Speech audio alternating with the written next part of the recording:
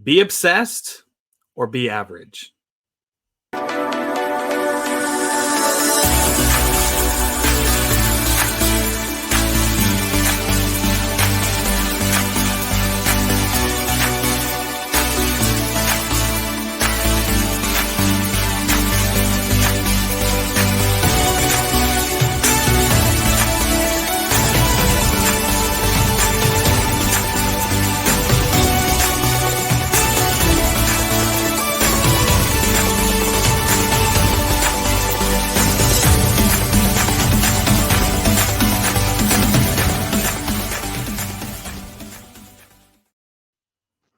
Hello, champions. Welcome to another episode of Champion Reads, the book club and the podcast where we talk about best-selling books by best-selling authors and the principles that are in there. My name is William Blake. I am also joined today by Mr. Ian Sturmer, and today we have a wonderful book that we're going to jump into. One of my personal favorites, just because it's one of the first ones I started out with, Be Obsessed or Be Average by Grant Cardone.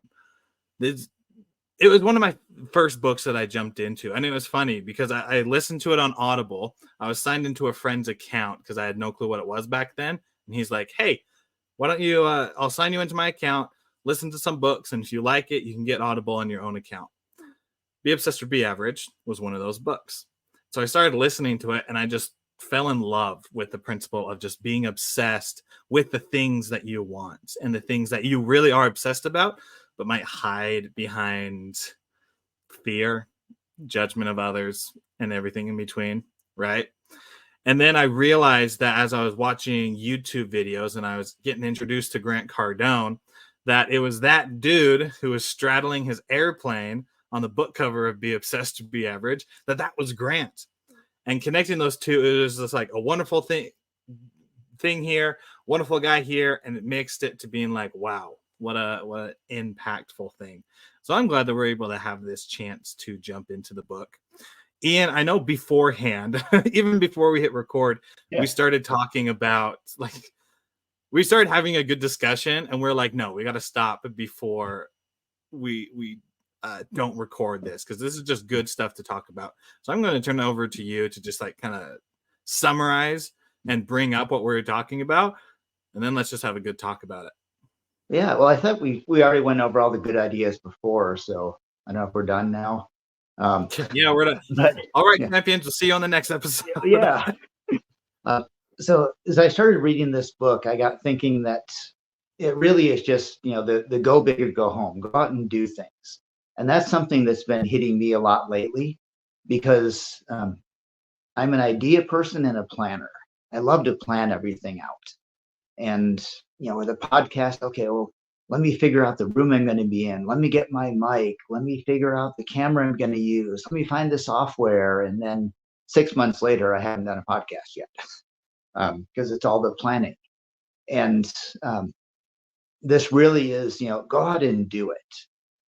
And when I look at this, there's kind of two sides to being successful. There's motivation, and then there's accomplishing things. And obviously we have to be motivated to do something. And that's a huge thing. And I work on that because I don't get myself motivated as much as I should, which is why it's fun to listen to Grant Cardone because he's a very motivated speaker, especially on Audible at 2 times the speed. He sounds even more animated then. So sometimes that makes a difference too. But I was going to say, okay, motivation is entirely about how you feel about something. What you're doing is irrelevant. And just a quick summary of an example I use for that. If you need to walk 50 miles, if somebody is going to pay you $5 to walk 50 miles, or, a friend wants you to walk there to help them move furniture and you're just not happy about it. But if you have a loved one that needs medicine and the only way to get it is for you to walk that 50 miles, you're going to be out there running. If it was my kids, I wouldn't even bother checking which shoes I'm having. The second I know I need to do that, I'm out the door. And there is no negative thought about, why do I have to walk this far? That motivation is going to make it a positive experience because I want that so much, regardless of what's actually happening. So when you're talking about motivation for something, it doesn't matter what the object is. It's all about how you feel about that action. Now, in Grant Cardone, in this book, he's kind of talking about you just need to go and do something. Doesn't matter what your motivation is. You need to accomplish it. It needs to be done. And my little analogy I use for that is, it doesn't matter your feelings, it just matters the facts. I think that's a right-wing radio show guy's slogan. But if you take a brick and drop it on your toe, it's going to hurt. It doesn't matter if you think positive thoughts when you do it. It doesn't matter if you just helped a little old lady across the street or if you just robbed a bank. When you drop the brick on your toe, it's going to hurt exactly the same, no matter what. The motivation behind it doesn't matter. The circumstances don't matter. All that matters is the action. And that's where Grant Cardone takes off with this. You just need to go and do it and go all in. Forget why you're motivated. Forget getting in the right headspace to do it. Forget debating pros and cons. Just do it. Okay, another slogan from someone we would love to have as a corporate sponsor here, but we don't yet. So I can't say their name, right? The shoe company, Just Do It. So that was kind of my beginning point here, is the idea of. Oh, looked like we lost Ian for a second. But what he says is right. Like when it comes to motivation, an idea popped in my head that there's a difference between motivation and discipline, which is the motivation part is always going to be temporary, and it's always something that you need every day. Where discipline, it's a habit that you create that's going to last you your lifetime. I think of it as kind of like, insulin wouldn't be a good thing, but maybe just like drugs in general, like pharmaceutical drugs that you take to try to fix something. Oh, not those the fun one.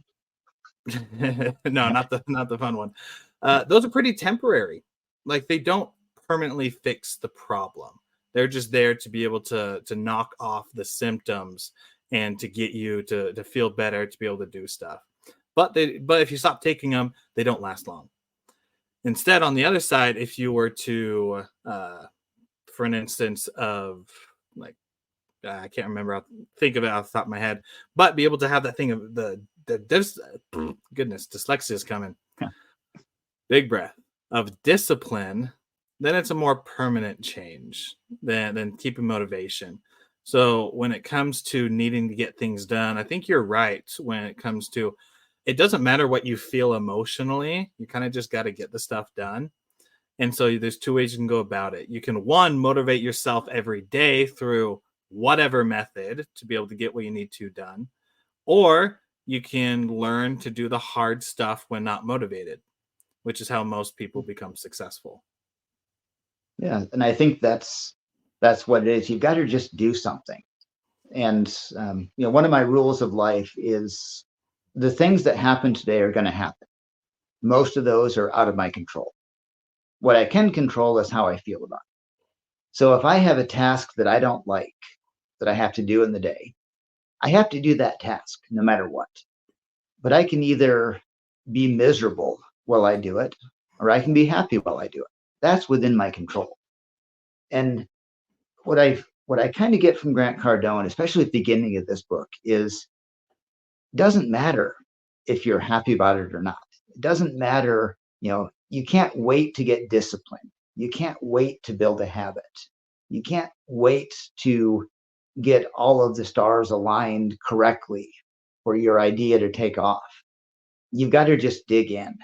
And, in the end, I think doing the work is more important than any other aspect of it. We're in this personal development space. We love to talk about motivation and time blocking and pattern interrupts and all of these technical terms to get our mind in the right way and our mindset and all of those things. Doesn't do any good until you go out and actually do it. Until you stick the shovel in the dirt, there's not going to be a hole.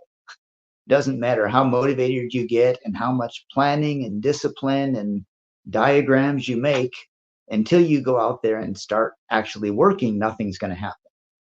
So let just that I get this raw, unbridled passion coming from Grant that just go for it, do everything, dive into it.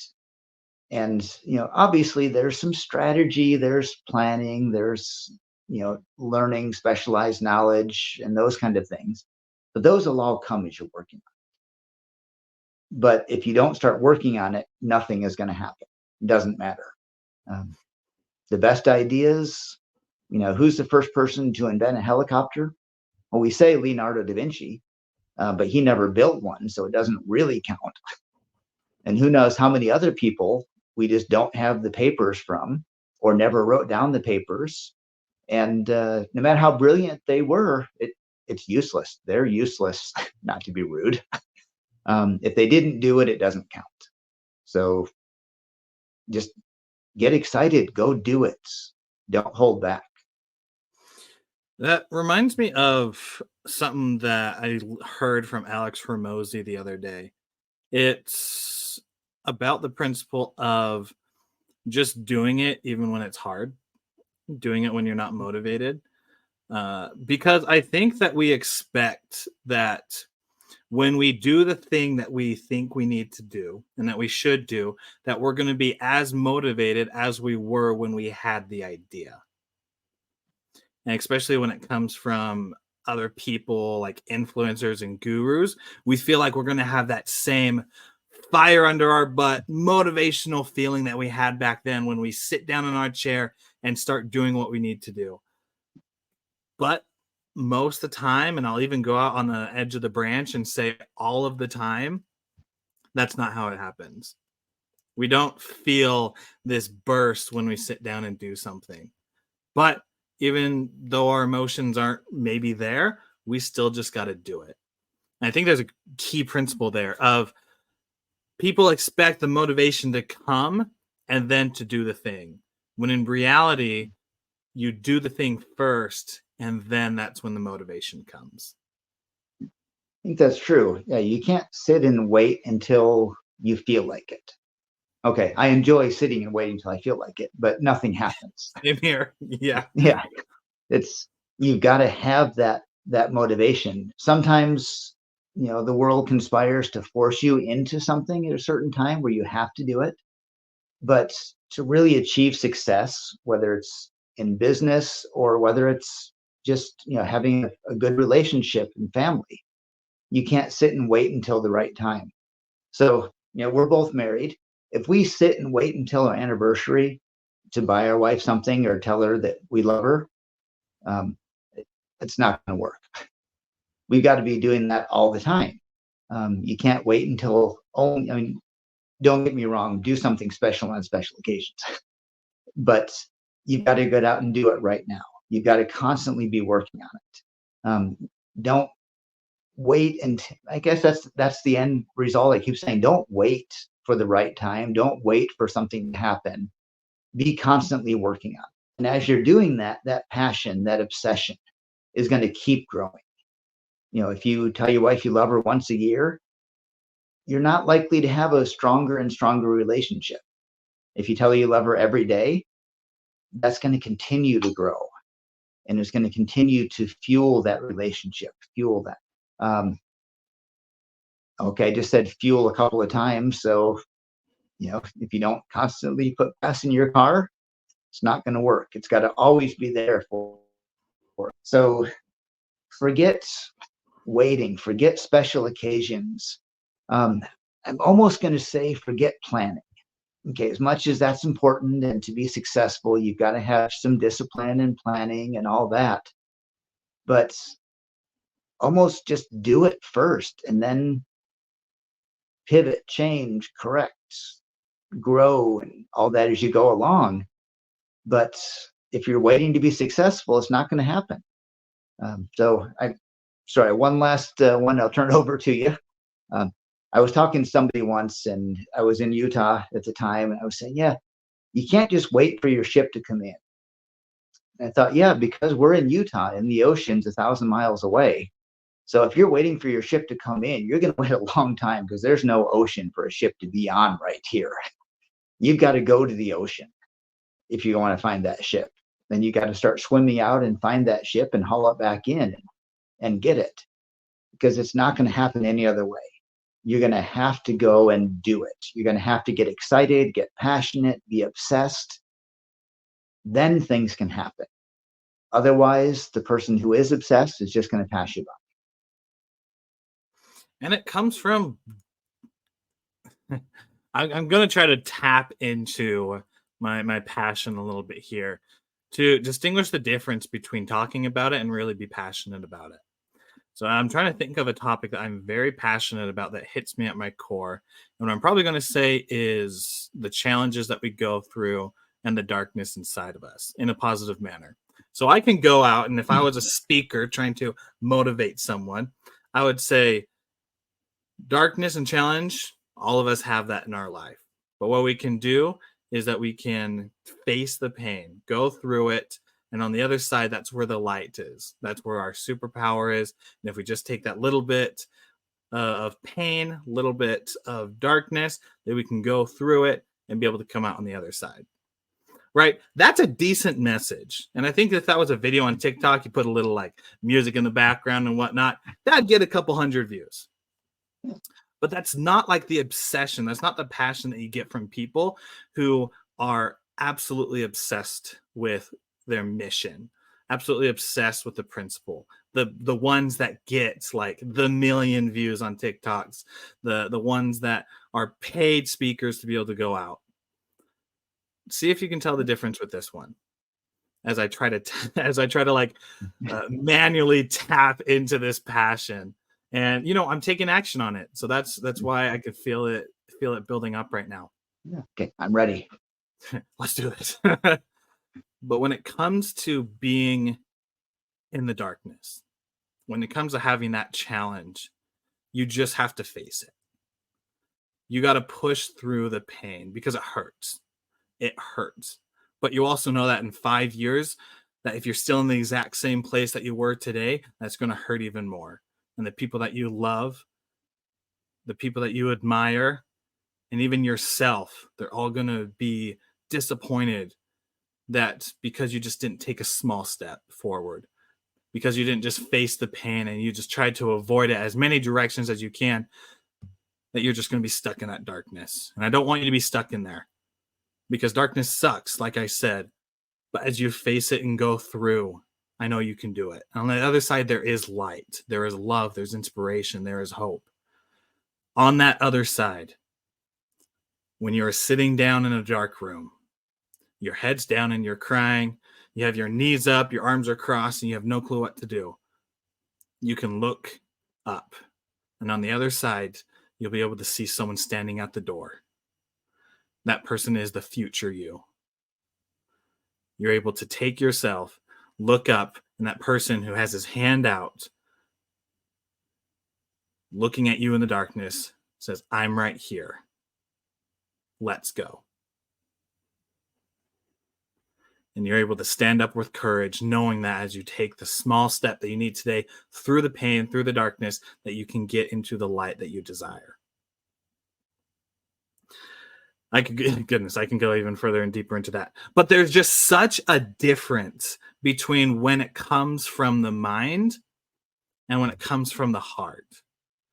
And you can tell that difference. Maybe the words change, maybe not.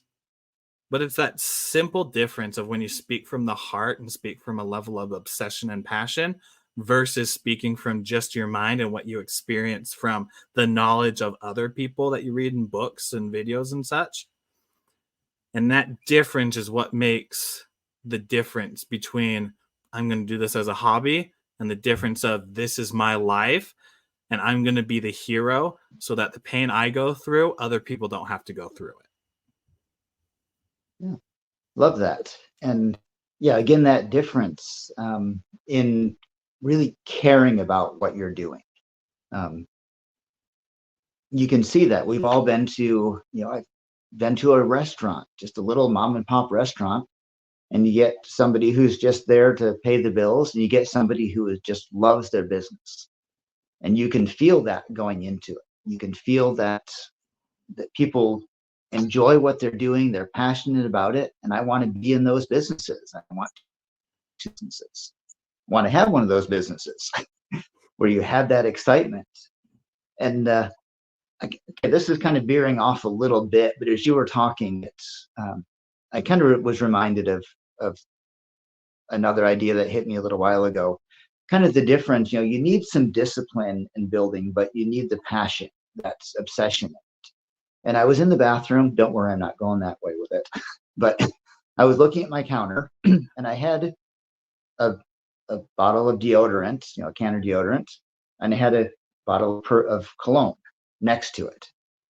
I got thinking, okay, these are both scented to help me out through life. But one of them is to cover up a flaw in myself, to help prevent me from chasing people away because I stink. It's made to get rid of the stink so people are not offended. It's like the baseline, the least I need to have in life is to not have people run out of the room because I smell bad. The other one is to attract people to me. Not necessarily to mask a flaw or something, but to create some spark that makes people want to be closer to me. Okay, I don't know if I've experienced for perfume or cologne that really attracts people to me, but I feel a little more confident. But the point there is that one of them is just to mask a flaw. And that to me is kind of discipline. Let's get rid of the problems. Let's get you moving where you're supposed to and all that. The other is to attract people to you. And that's the passion. That's the obsession. That's to go out and get it and accomplish things, not just do the bare minimum. And to me, that's that obsession. What is it that's going to make you for it? Allow that passion in your head, that deep-seated feelings, those desires to come out and manifest themselves, rather than have to mask or cover up something that might offend somebody else. Just let the cologne shine through, even if there's a smelly underarm somewhere there as well. But if there's a good part to it, that's good. Run with the good. And I'm repeating myself, so I'm going to stop in my analogy there because I think that's as far as I can take it anyways. Passion first and then deodorant later. You're absolutely right. There is a level where you have to be passionate about what you're doing. And it doesn't necessarily have to be the thing that you do. It can be an aspect of what you're doing inside of it, right? You can go and jump into sales or the technology world or whatever and simply just love working hard. You love competition. You love making money, right? Like there's different ways that you can be passionate and obsessed without loving the job that you're doing. But at the same time, that discipline part, it can be like, that's like you working a job that you hate.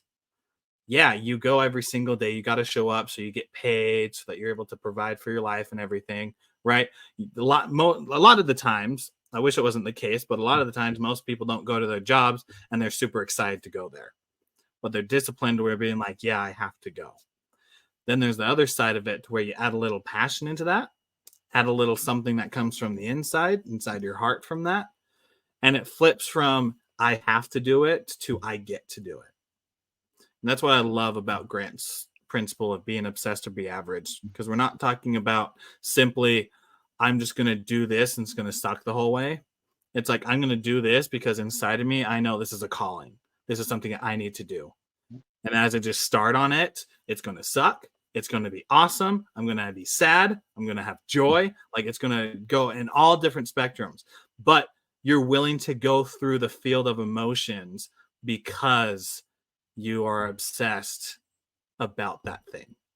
And you just absolutely love it. It controls your thoughts. Deep inside, you just want it. You're willing to go through the emotions to have that. And I think that's pretty powerful. Yeah, I was, just as you said that, I was reading an interview some time ago from Lance Armstrong, the cyclist. and he's talking about his retirement from the cycling world.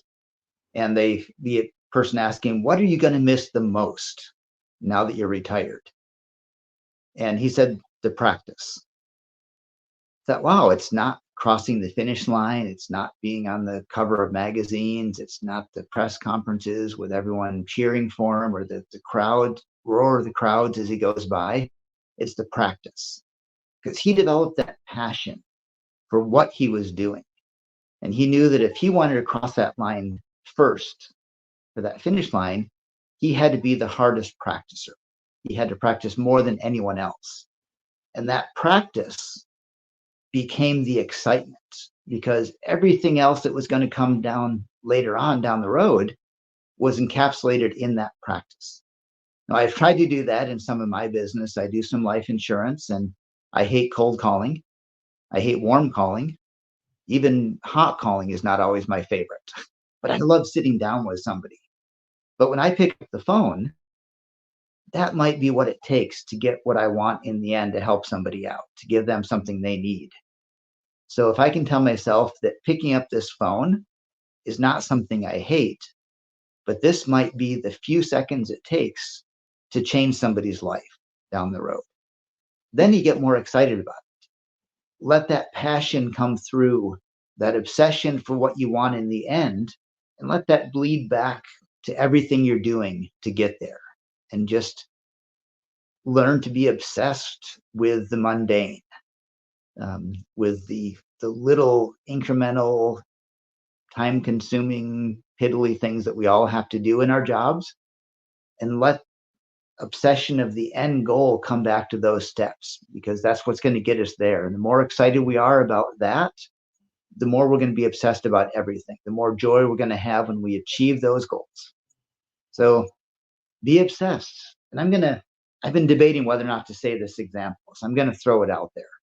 Because like we said before, there's a little bit of, discipline and planning and all that is super important, but until you actually do something, sometimes that raw passion is what's going to win. So I know you and I both enjoy some comics and superheroes and all those things. Excuse me. Years ago, and I have to see if I still have this comic, there was a comic called What If that made situations that wouldn't normally happen, and they just kind of like, oh, what if this happened? And it was, what if Wolverine fought Conan the Barbarian? And I don't remember the whole thing. There was some space alien time travel thing in it. But in the end, Conan won this battle, because as much as Wolverine is this ferocious wild person, he was trained in Japan as a samurai. And I'm going into geekdom here, where Conan had no training and just went on raw passion and instinct. And that's what allowed Conan to win, because in the end, Wolverine fell back on training when he was hurting, and he couldn't change and maneuver in the way he needed to. So in a sense, that raw passion is going to move you forward more than anything else. You've got to build the rest of the pieces around it. But if you don't have a raw obsession, passion in the beginning, in the core, it'll never come to successfulness. And I'll finish out my comment here with a quote from most famous motivational speaker of all, whose name just slipped my mind. Your goal is to be the next Tony Robbins. There we go. So Tony Robbins, my favorite quote of his is, and I may get a little wrong, "It is impossible to amble languorously towards excellence."